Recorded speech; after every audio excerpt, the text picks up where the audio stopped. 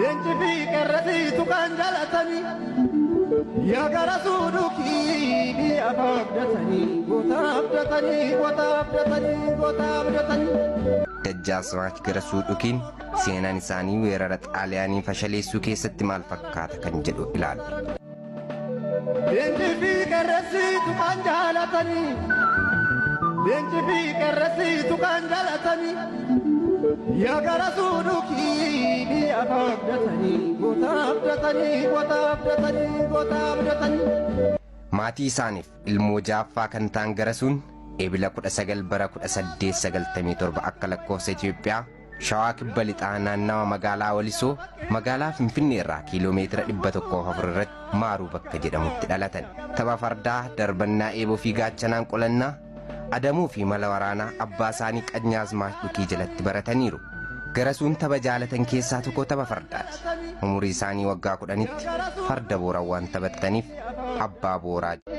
Nama biyya isaanii tuquuf duubatti hin jedhan.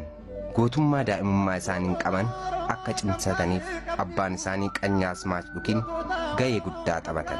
Qe'ee Dajjaazmaach Gabra Maariyaam Gaarii geessuunis seera masara mootii keessa jiru akka baran taasisan. Bara 1912tti Finfinnee akka deemaniin sababa Dajjaazmaach Gabra Maariyaamiin ministeera waraanaa keessatti loltuu ta'anii qacaraman. Garasuunis waggoottan torbaaf loltuu ta'anii tajaajila erga turanii booda Dajjaazmaach Gabra Maariyaam Gaarii gara moosara mootummaa Haayila Sillaasee geessan. Amanamummaa jagnummaa Garasuu jaanuu itti siman. Isin gargaaruu eeguu kan danda'u dargaggeessa amanamaa fi goota ta'edha. Isin irraa addan bahin jechuun itti kennan. Sanaan booda ajaja Jaanooyin bara 1925tti ilma Haayila Sillaasee kan Algaa Waraash jedhamuun waliin dursaa ajajaa waraanaa ta'anii gara kaabatti ergaman. Garasuunis Walloo erga ga'anii humna waraanaa isaanii hojiiwwan adda addaatti bobbaasuudhaan uummata wajjin nageenyaan akka jiraatan taasisuun baay'ee leellifaman. Bara 1925tti Dasee wayita deeman yeroo gabaabaa keessatti Garasuun taayitaa qaban irratti Baalaambaraas Gaashaa Jaaqree ajajaa kumaa bara 1926tti Ilfinya Askabbaarii baruma kanatti ajajaa waraanaa Ambaasaal ta'aniiru.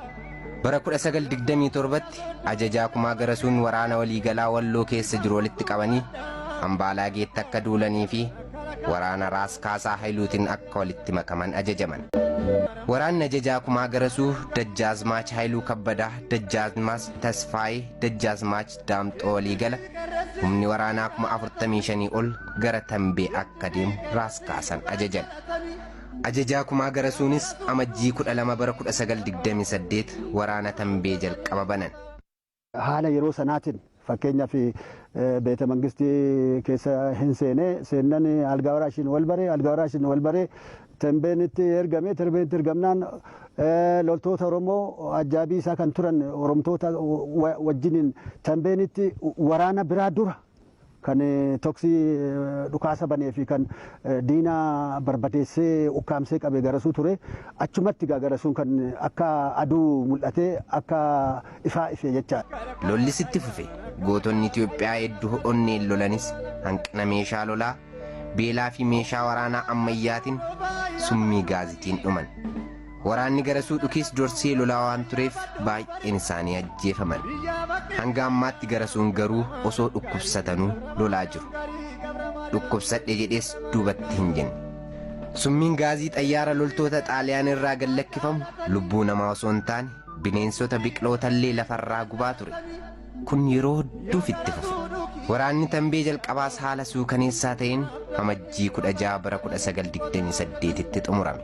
Ajajaa kumaa Garasuu Dhukii loltoota isaanii hafan qabatanii kanneen biroo waliin ta'uun waraana Tambee lammaffaa akka qophaa'an ajajni qaqqabe. Garasuun baniinsa waraana Tambee irratti seenaa hojjetan Jaanooyi dhagaan. Garasuufis matarayeesii Beeljiigii tokko Jaanooyi badhaase.